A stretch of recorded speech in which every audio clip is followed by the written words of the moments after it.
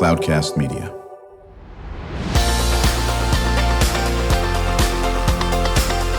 Drew Schlosberg Spotlight on the Community Show, amplifying the voices of social impact organizations, entrepreneurs, local nonprofits, and other community champions who shape the culture, creativity, and connectivity of San Diego.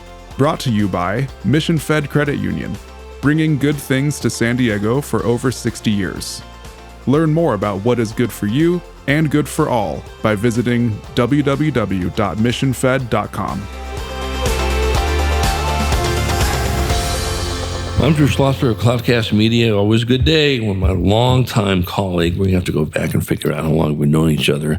She may have been one of the original interviews in our Spotlight show. Laura Tancredi-Baese is the CEO of Homestart. Always good to see you, Laura. Great to see you, Drew. Good morning. So how many years have you been CEO at Homestart? I've been at Homestart as a CEO just over 16 years. I think, because I knew you when you worked for the YMCA. Right. I think when you first got this job, we had just started launching Spotlight in the community 2007.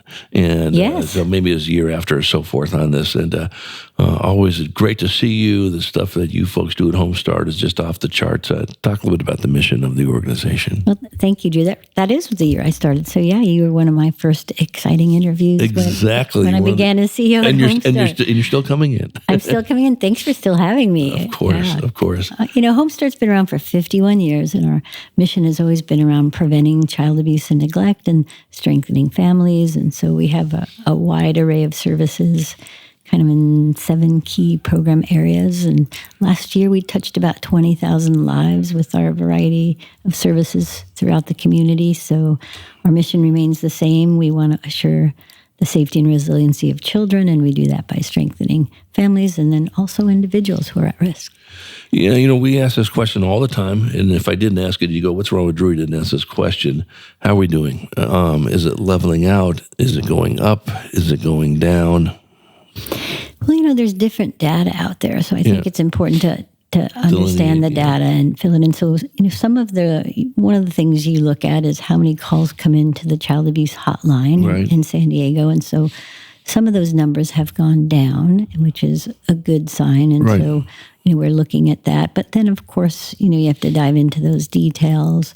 There's some alarming statistics and data, like in the United States of America, 5 children die in the United States of America every day because of child abuse or neglect. So some powerful numbers. So I think our work is not done. We're seeing some progress. We're seeing some good signs, but we're not done. We talk about this quite a bit too. Does it make a difference where the environment is? And we'll talk about San Diego. Not the most inexpensive place to live. And and as you and I have talked about many times, child abuse is not just physical. It can be just as much mental, if not on it. But the stress on families because of the living conditions, does that add to it? Absolutely. We made the list of 10 most expensive places to live in the United States. And so poverty is a factor, and, poverty is a factor on children.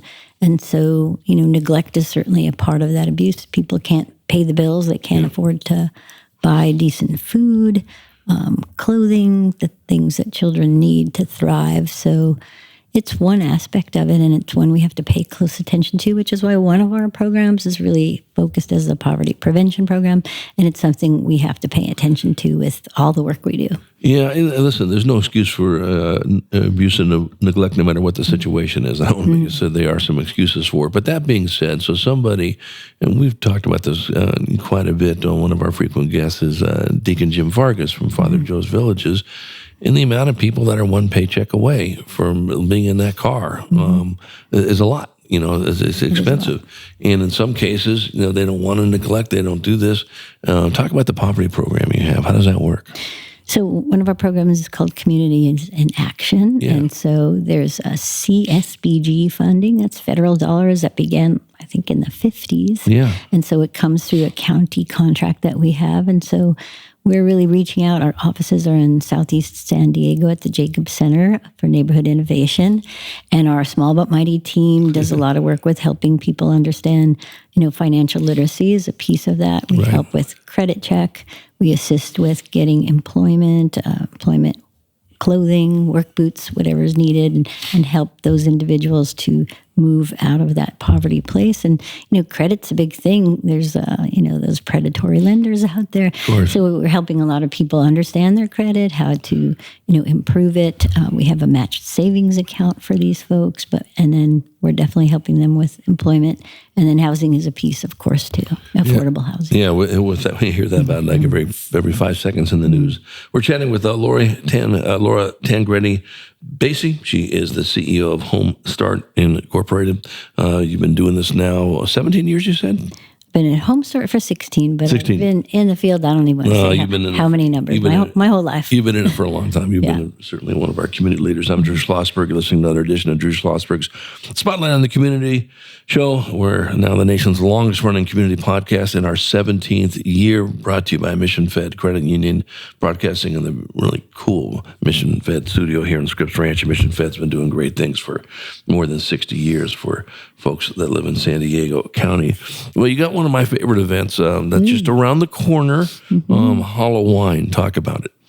Hallo-Wine is our fall festival, and so it's on Saturday, October the 28th, and it raises really critical funds for our programs. A portion of the funds are going to go to our domestic violence prevention and housing programs. So October is National Domestic Violence Awareness Month, so a critical issue that we've just been, growing our resources for. We've added specialized housing for young women who are survivors of domestic violence, and so this is an important event for us. It's raising critical funds, and it's also a really fun event. So this year, one of our donors has offered her beautiful oceanfront home for Hallo-Wine. So we're going to be in the Point Loma area, and the event is from 3 to 6 p.m., and it's a taste of, so every kind of thing you can imagine, lots of good food, some new food vendors I'm excited about, Italian, Thai, Mediterranean. We have some great food, desserts. It's getting me hungry, Laura. We have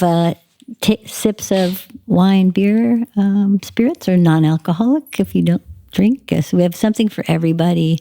There's a silent auction. We have some entertainment, and it's going to be a lot of fun. No, that sounds cool. And are tickets going like hotcakes? This thing always sells out. So should people get their tickets effective immediately? They should get their tickets right away. Check out our website, www.home-start.org, and get your tickets. It's going to be just an incredible event. The view is stunning. I will tell you from experience, I've gone to a few of these. They are a lot of fun, big smiles for a great cause.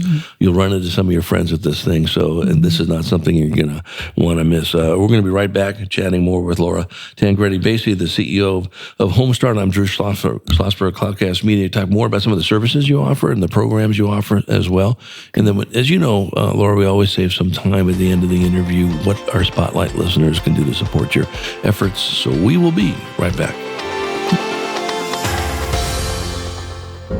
When you do your banking with Mission Fed, you get great rates on auto and home loans. That's good for you, but something good also happens for a lot of other people. We're not for profit, so we put money back into the community to help lots of great nonprofits to keep San Diego strong. So you're not just getting something good, you're doing something good. Come to Mission Fed. It's banking that's good for all.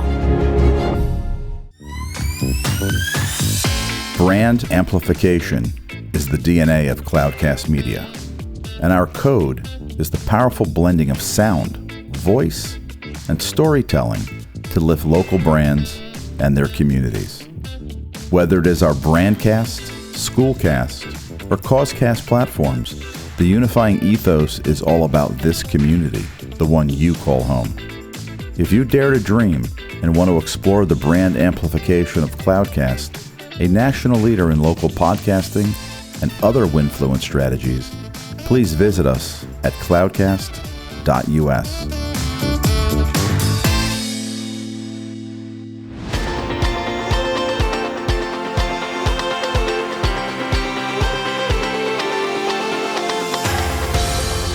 I'm Drew Schlosberg, and you're listening to another edition of Drew Schlosberg Spotlight on the Community Show, the nation's longest-running community podcast, now in our 17th year, brought to you by Mission Fed Credit Union. Mission Fed been doing phenomenal things for San Diegans for more than 60 years. In the studio with us, a frequent guest, finding out that she's been involved almost since the inception of the Spotlight podcast. That's Laura Tancredi-Baese. She is the CEO of Homestar, talking about their signature event, or one of their big events, I should say. Probably, would you consider this your signature event?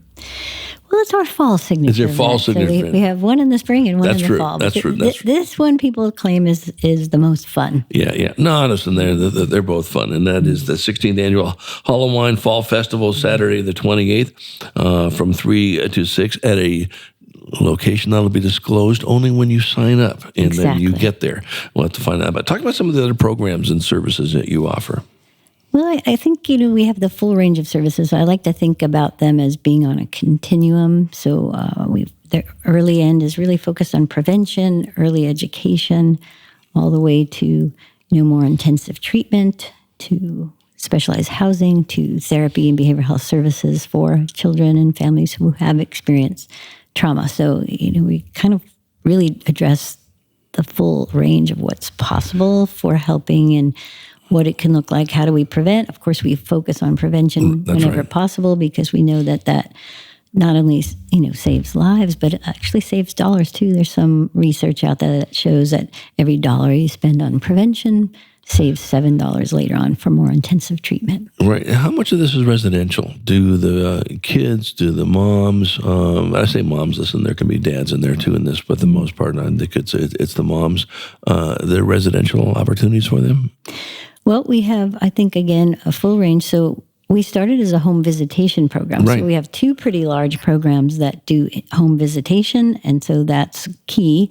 But then as you start to look at some of the other services, we do have housing, and we didn't have housing when I got to Homestart 16 years ago. So I started our Maternity Housing Program. It's been about 13 years now for young women, transition-age young women, 18 to 24, pregnant or parenting, homeless or about to become homeless. And then, of course, those housing services have grown as well.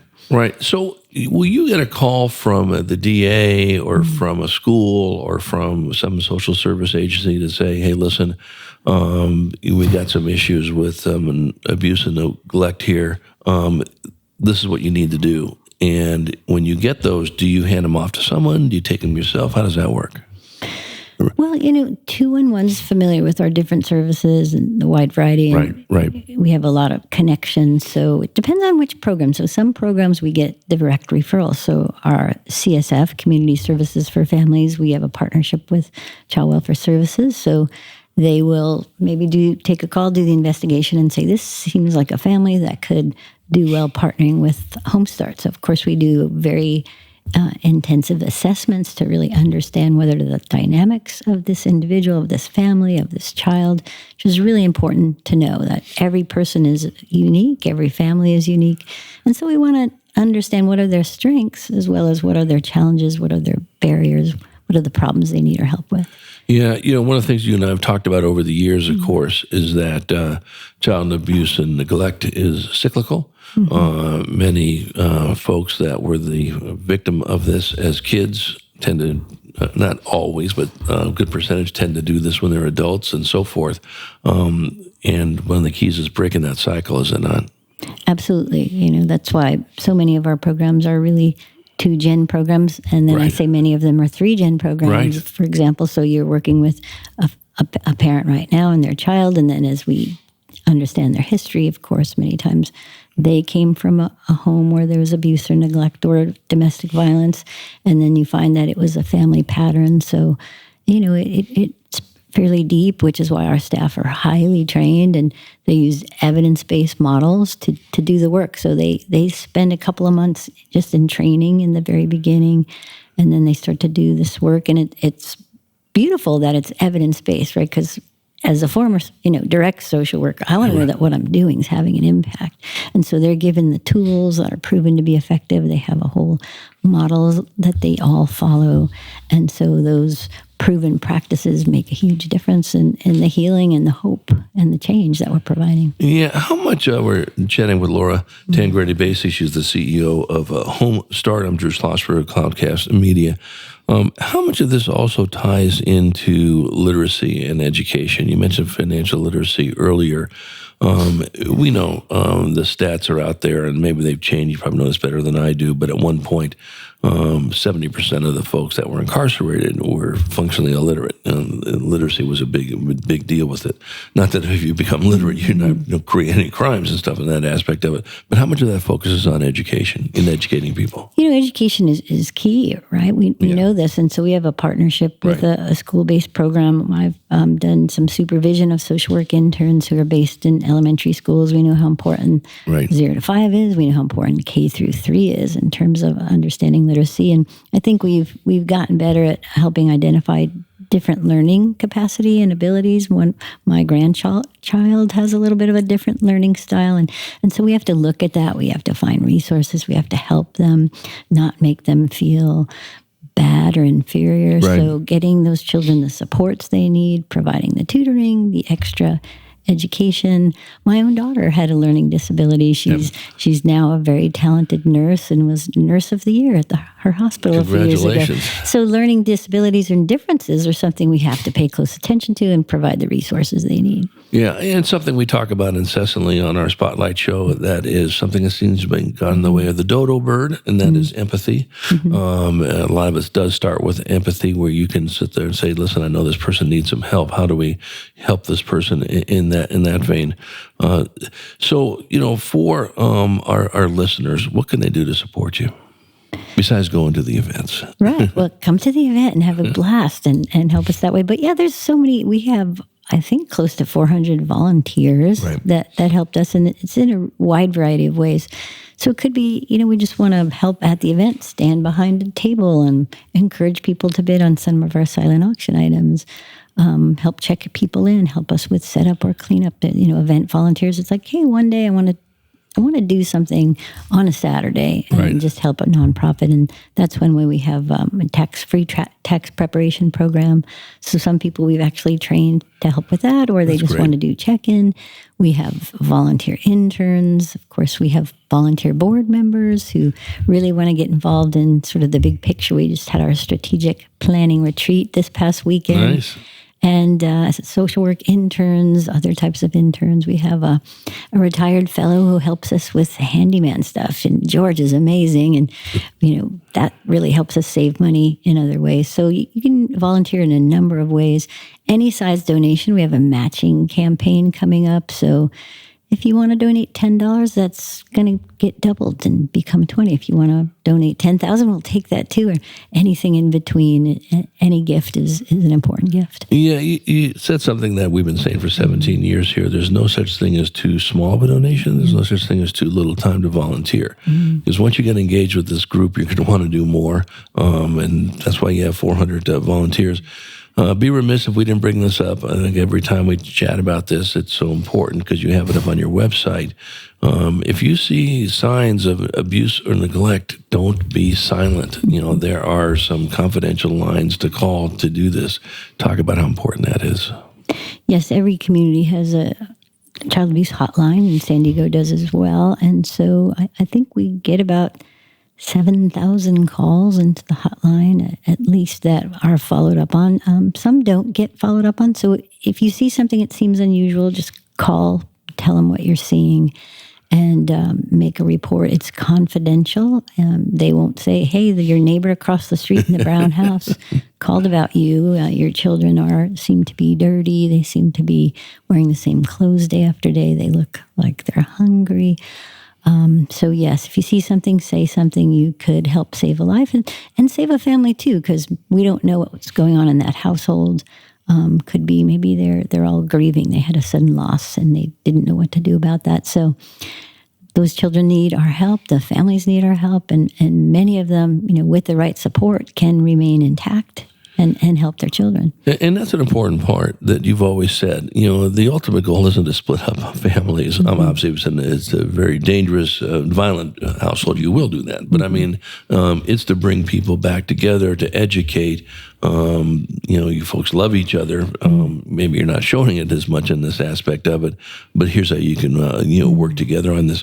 Do you collaborate with other types of programs that do the same thing you folks do with YWCA or? Yeah, we collaborate. Like all of our programs, we're partnering with other agencies for a variety of things. It takes a village, and so we do. And so the YWCA might be the shelter, right? And that perhaps we'll say woman and child go there first, and they get the stability they need, and then they're looking for a longer term kind of housing program, so they might then refer them to us, and vice versa. If somebody comes to us, we see that they really are in danger, and so they need a private shelter, and we might send them to the YWCA or Center for Community Solutions or Women's Resource Center or SPCS or one of the others.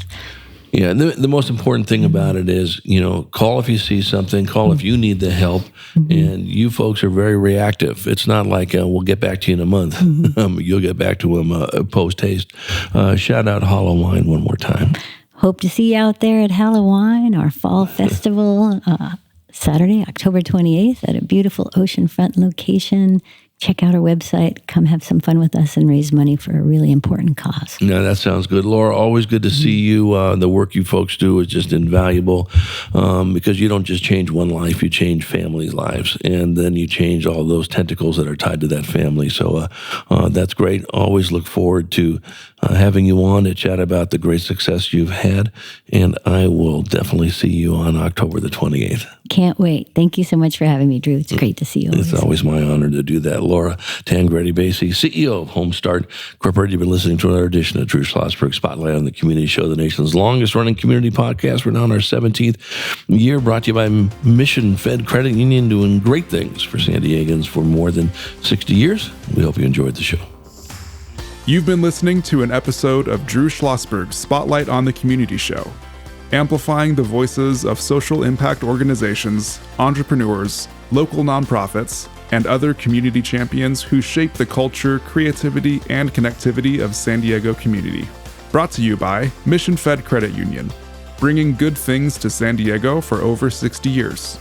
Learn more about what is good for you and good for all by visiting www.missionfed.com.